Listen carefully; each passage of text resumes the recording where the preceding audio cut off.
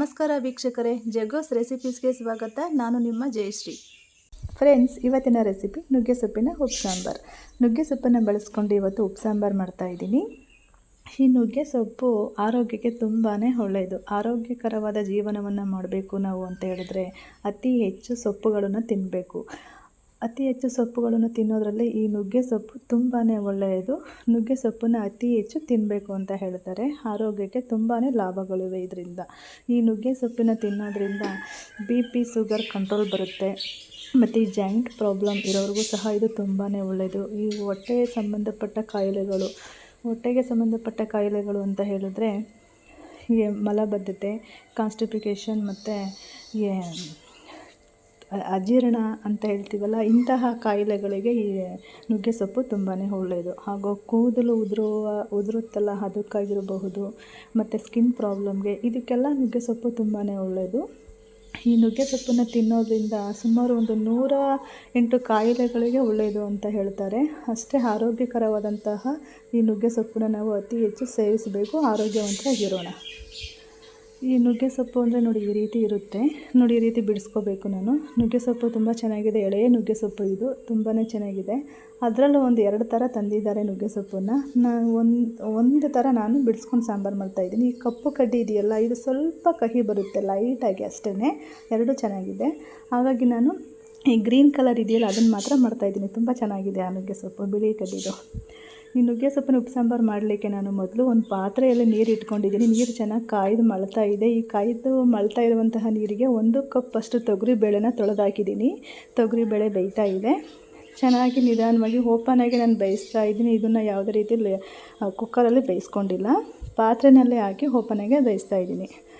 ಇವಾಗ ಒಂದು 75 ಭಾಗದಷ್ಟು ಬೆಂದಿದೆ. ಇನ್ನೂ ಸ್ವಲ್ಪ ಬೇಯಬೇಕು. ಬೇಯ್ತಾ ಇರಲಿ, ಅಲ್ಲಿ ತನಕ ನಾವು ಸೊಪ್ಪನ್ನೆಲ್ಲ ಬಿಡಿಸ್ಕೊಳ್ಳೋಣ. ಸೊಪ್ಪನ್ನು ಬಿಡಿಸ್ಕೊಂಡು ಬರ್ತೀನಿ. ಸೊಪ್ಪು ಬಿಡಿಸಿದ್ದಾಗಿದೆ. ನೋಡಿ ಈ ರೀತಿ ಬಿಡಿಸ್ಕೋಬೇಕು. ಸೊಪ್ಪು ಅಂತೂ ತುಂಬಾ ಚೆನ್ನಾಗಿದೆ. ನೋಡಿ ಎಷ್ಟು ಗ್ರೀನಾಗಿ ಎಷ್ಟು ಚೆನ್ನಾಗಿದೆ ಅಲ್ವಾ, ತುಂಬ ಚೆನ್ನಾಗಿದೆ. ನೋಡಿ ಈ ರೀತಿ ಎಲ್ಲ ಸೊಪ್ಪುಗಳನ್ನು ಬಿಡಿಸಿಟ್ಕೊಂಡು ಇವಾಗ ಬೇಳೆ ಎಷ್ಟು ಬೆಂದಿದೆ ನೋಡೋಣ ಬನ್ನಿ. ಬೇಳೆನೂ ಸಹ ಬೆಂದಿದೆ. ಬೇಳೆ ಚೆನ್ನಾಗಿ ಬೆಂದಿದೆಯಲ್ಲ, ಒಳ್ಳೆ ಹದವಾಗಿ ಬೆಂದಿದೆ. ಇಷ್ಟು ಬೆಂದರೆ ಸಾಕು. ಈ ಸಂದರ್ಭದಲ್ಲಿ ನಾನು ಬಿಡಿಸಿಟ್ಕೊಂಡಿರುವಂತಹ ನುಗ್ಗೆ ಸೊಪ್ಪನ್ನೆಲ್ಲನೂ ಹಾಕ್ಕೊಳ್ತಾ ಇದ್ದೀನಿ. ನುಗ್ಗೆ ಸೊಪ್ಪು ಮುಳುಗುವಷ್ಟು ನೀರಿದ್ದರೆ ಸಾಕು, ಹೆಚ್ಚು ಏನು ಬೇಡ. ಹಾಗೆ ನುಗ್ಗೆ ಸೊಪ್ಪು ಬೇಯ್ತಾ ಸ್ವಲ್ಪ ನೀರು ಕಡಿಮೆ ಆಗುತ್ತೆ. ಸ್ವಲ್ಪ ನೋಡಿಕೊಂಡು ಹಾಕೋಬೇಕಾಗುತ್ತೆ ನೀವು ನೀರನ್ನು. ನಿಮ್ಗೆ ಎಷ್ಟು ಸಾಂಬಾರು ಬೇಕೋ ಅಷ್ಟು ನೋಡಿ ಮಾಡ್ಕೊಳ್ಳಿ. ಸೊಪ್ಪು ಬೆಂದ ಮೇಲೆ ಸೊಪ್ಪು ಮೇಲೆ ನೀರು ತೇಲಬೇಕು, ಸೊಪ್ಪು ಮೇಲೆ ನೀರಿರಬೇಕು, ಅಷ್ಟಿದ್ರೆ ಸಾಕು ಉಪ್ಸಾಂಬಾರು ಅಂದರೆ. ಅತಿ ಹೆಚ್ಚು ನೀರು ಮಾಡಿಕೊಂಡ್ರು ನುಗ್ಗೆ ಸೊಪ್ಪು ಸಾಂಬಾರು ಅಷ್ಟು ಟೇಸ್ಟ್ ಬರಲ್ಲ, ಕಡಿಮೆನೇ ಇರಲಿ. ನೋಡಿ ಈ ಸಂದರ್ಭದಲ್ಲಿ ನೋಡಿಕೊಂಡು ನಾವು ರುಚಿಗೆ ತಕ್ಕಷ್ಟು ಉಪ್ಪನ್ನು ಹಾಕ್ಕೊಳ್ಬೇಕಾಗುತ್ತೆ. ನಿಮ್ಗೆ ಎಷ್ಟು ಬೇಕೋ ಅಷ್ಟನ್ನು ನೋಡಿ ಹಾಕ್ಕೊಳ್ಳಿ. ಸೊಪ್ಪು ಚೆನ್ನಾಗಿ ಬೇಯ್ತಾ ಇದೆ. ನೋಡಿ ಒಂದು ಅರ್ಧ ಭಾಗ ಬೆಂದಿದೆ, ಇನ್ನು ಸ್ವಲ್ಪ ಬೇಯಬೇಕು ಅಷ್ಟೇ. ಬೆಂದಿದೆ ಚೆನ್ನಾಗಿ. ಒಂದು 10 ನಿಮಿಷಗಳ ಕಾಲ ಬೇಯಿಸ್ಕೋಬೇಕಾಗುತ್ತೆ. ಇವಾಗ ಬೆಂದಿದ್ದಾಗಿದೆ, ತುಂಬ ಚೆನ್ನಾಗಿ ಬೆಂದಿದೆ. ನೋಡಿ ಈ ರೀತಿ ಬೇಯಬೇಕು. ಸೊಪ್ಪು ಕಾಳು 2 ಹೊಂದಿಕೊಂಡು ಚೆನ್ನಾಗಿ ಬೆರೆತ್ಕೊಂಡಿದೆ ಬೆಂದು. ಒಂದು ಸಾಂಬಾರು ಕಲರು ಸಹ ತುಂಬ ಚೆನ್ನಾಗಿದೆ. ಉಪ್ಸಾಂಬಾರು ನೋಡಿ ಕಲರ್ ಎಷ್ಟು ಚೆನ್ನಾಗಿದೆ. ನೋಡಿ ಈ ರೀತಿ ಇರಬೇಕು. ಕಲರ್ ತುಂಬ ಚೆನ್ನಾಗಿದೆ. ಇವಾಗ ಸೊಪ್ಪೆಲ್ಲ ಚೆನ್ನಾಗಿ ಬೆಂದಿದೆ. ಇವಾಗ ನಾನು ಸೊಪ್ಪನ್ನು ಮತ್ತು ಸಾಂಬಾರು ಎರಡನ್ನೂ ಬೇರ್ಪಡಿಸ್ಕೊಳ್ತೀನಿ, ಬೇರೆ ಹಾಕ್ಕೊಳ್ತೀನಿ. ಈ ಸೊಪ್ಪನ್ನು ಸ್ವಲ್ಪ ಒಂದು ಸೊಪ್ಪು ಸೋಸುವಂಥ ಜಾಲರಿ ಇದೆಯಲ್ಲ, ಅದಕ್ಕೆ ಹಾಕ್ಕೊಂಡು ಸೋದಿಸ್ಕೋಬೇಕಾಗುತ್ತೆ ನೀವು. ನೋಡಿ ಈ ರೀತಿ ನಾನು ಸೋದಿಸ್ಕೊಳ್ತಾ ಇದ್ದೀನಿ. ಸೊಪ್ಪೆಲ್ಲ ಬೆಂದಿರೋಂತಹ ಸೊಪ್ಪನ್ನೆಲ್ಲ ಈ ರೀತಿ ಸೋದಿಸ್ಕೊಂಡು ಸಪ್ರೇಟ್ ಮಾಡ್ಕೋಬೇಕು.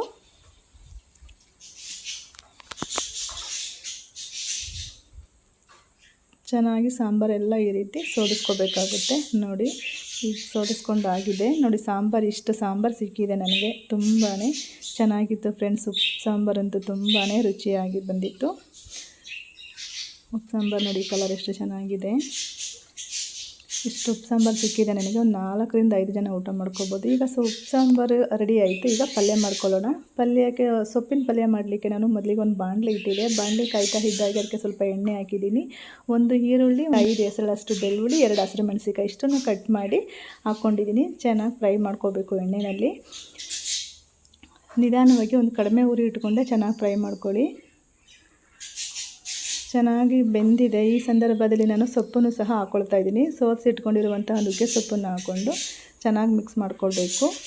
ಸೊಪ್ಪು ಆ ಒಗ್ಗರಣೆ ಜೊತೆ ಈರುಳ್ಳಿ, ಬೆಳ್ಳುಳ್ಳಿ, ಹಸಿರು ಮೆಣಸಿನಕಾಯಿ ಸೊಪ್ಪೆಲ್ಲ ಚೆನ್ನಾಗಿ ಬೆರಿಬೇಕು. ಈ ರೀತಿ ಚೆನ್ನಾಗಿ ಮಿಕ್ಸ್ ಮಾಡಿಕೊಂಡು ಸೊಪ್ಪನ್ನು ಒಗ್ಗರಣೆ ಮಾಡಿಕೊಂಡ್ರೆ ತುಂಬಾ ರುಚಿಯಾಗಿ ಬರುತ್ತೆ. ಮೇಲಿಂದ ಸ್ವಲ್ಪ ಇದಕ್ಕೆ ತೆಂಗಿನಕಾಯಿನ ಉದುರಿಸ್ಕೊಂಡು ಒಗ್ಗರಣೆ ರೆಡಿ ಆಯಿತು. ಸೊಪ್ಪಿನ ಪಲ್ಯ ರೆಡಿ ಆಯಿತು. ತುಂಬಾ ರುಚಿಯಾಗಿ ಬಂದಿತ್ತು. ನೀವು ಬೇಕು ಅಂದರೆ ಸಾಸಿವೆ ಕರಿಬೇವು ಸಹ ಉಪಯೋಗಿಸ್ಕೋಬಹುದು ಈ ಒಗ್ಗರಣೆಗೆ. ನಾನಂತೂ ಹಾಕಿಲ್ಲ, ನೀವು ಬೇಕಿದ್ರೆ ಹಾಕ್ಕೊಳ್ಳಿ. ತುಂಬಾ ರುಚಿಯಾಗಿ ಬಂದಿತ್ತು ಫ್ರೆಂಡ್ಸ್. ಸೊಪ್ಪಿನ ಉಪ್ಸಾಂಬಾರಂತೂ ತುಂಬ ಟೇಸ್ಟಿಯಾಗಿತ್ತು. ನುಗ್ಗೆ ಸೊಪ್ಪಿನ ಪಲ್ಯ ಯಾರಿಗೆಲ್ಲ ಇಷ್ಟ ಆಯಿತು ಪ್ಲೀಸ್ ಲೈಕ್ ಮಾಡೋದನ್ನು ಮಾತ್ರ ಮರಿಬೇಡಿ. ದಯವಿಟ್ಟು ಲೈಕ್ ಮಾಡಿ, ಓಕೆನಾ. ಉಪ್ಸಾಂಬಾರು ರೆಡಿ ಆಯಿತು, ಸೊಪ್ಪಿನ ಪಲ್ಯನೂ ರೆಡಿ ಆಯಿತು. ಅದಕ್ಕೊಂದು ಖಾರ ಬೇಕಲ್ವಾ, ಹಾಗೆ ಈಗ ಒಂದು ಮಂಡ್ಯ ಸ್ಟೈಲಲ್ಲಿ ಒಂದು ಒಳ್ಳೆ ಖಾರ ಮಾಡೋಣ ಬನ್ನಿ. ಉಪ್ಸಾಂಬಾರು ಖಾರ ಇದಕ್ಕೆ ನಾನು ಒಂದು 10ರಿಂದ 15 ಕೆಂಪು ಮೆಣಸಿನಕಾಯಿನ ಬಳಸ್ಕೊಂಡು ಖಾರ ಮಾಡ್ತಾಯಿದ್ದೀನಿ. ಈ ಖಾರ ಮಾಡಲಿಕ್ಕೆ ಮೊದಲಿಗೆ ನಾನು ಮೆಣಸಿನಕಾಯಿನ ಸುಟ್ಕೊಳ್ತಾ ಇದ್ದೀನಿ. ಚೆನ್ನಾಗಿ ಸ್ವಲ್ಪ ಉರಿಬೇಕು. ಹಾಗೆ ಕಡಿಮೆ ಉರಿ ಇಟ್ಕೊಂಡು ನಿಧಾನವಾಗಿ ಉರಿಬೇಕು, ಇಲ್ಲಾಂದರೆ ಸೀದೋಗ್ಬಿಟ್ರೆ ಕಪ್ಪಗಾಗ್ಬಿಡುತ್ತೆ ಖಾರ, ಅಷ್ಟು ಚೆನ್ನಾಗಿರಲ್ಲ, ಕಹಿ ಬಂದುಬಿಡುತ್ತೆ. ಈ ರೀತಿ ಕಡಿಮೆ ಉರಿ ಇಟ್ಕೊಂಡು ನಿಧಾನವಾಗಿ ಒಂದು 5 ನಿಮಿಷ ಹುರ್ಕೋಬೇಕು. ಈ ರೀತಿ ಇದು ಹುರಿದಿದ್ದಾಗಿದೆ. ಇವಾಗ ಆ ತೊಟ್ಟುಗಳನ್ನೆಲ್ಲ ಬಿಡಿಸ್ಕೊಂಡು ರೆಡಿ ಮಾಡಿ ಇಟ್ಕೊಂಡಿದ್ದೀನಿ ಖಾರ ಮಾಡಲಿಕ್ಕೆ ಅಂತ. ಇವಾಗ ಒಂದು ಚಿಕ್ಕದು ಮಿಕ್ಸಿ ಜಾರ್ ತೊಗೊಂಡು ಹಾಕಿ ಖಾರ ರುಬ್ಕೊಳ್ತೀನಿ. ಈ ಖಾರಕ್ಕೆ ನಾನು ಮೆಣಸು, ಜೀರಿಗೆ, 1 ಗೆಡ್ಡೆ ಬೆಳ್ಳುಳ್ಳಿ, ಸ್ವಲ್ಪ ಹುಣಸೆಹಣ್ಣು, ಸ್ವಲ್ಪ ರುಚಿಗೆ ತಕ್ಕಷ್ಟು ಉಪ್ಪು, ಹಾಗೆ ಕೊತ್ತಂಬರಿ ಸೊಪ್ಪು ಇಷ್ಟನ್ನು ಹಾಕೊಂಡು ಒಂದು ಒಳ್ಳೆ ಖಾರ ಮಾಡ್ತಾಯಿದ್ದೀನಿ. ತುಂಬಾ ರುಚಿಯಾಗಿತ್ತು, ತುಂಬ ಟೇಸ್ಟಿಯಾಗಿತ್ತು ಅಂತಲೇ ಹೇಳ್ಬೋದು. ಉಪ್ಸಾಂಬಾರು ಮುದ್ದೆ, ಆ ಮುದ್ದೆ ಜೊತೆಗೆ ಸ್ವಲ್ಪ ತುಪ್ಪ ಹಾಕ್ಕೊಂಡು ಆ ಸೊಪ್ಪು ಹಾಕೊಂಡು ಖಾರ ತಿಂತಾಯಿದ್ರೆ ನಿಜಕ್ಕೂ ತುಂಬಾ ಟೇಸ್ಟಿಯಾಗಿತ್ತು ಫ್ರೆಂಡ್ಸ್. ನೀವು ಈ ರೀತಿ ಮಾಡಿ.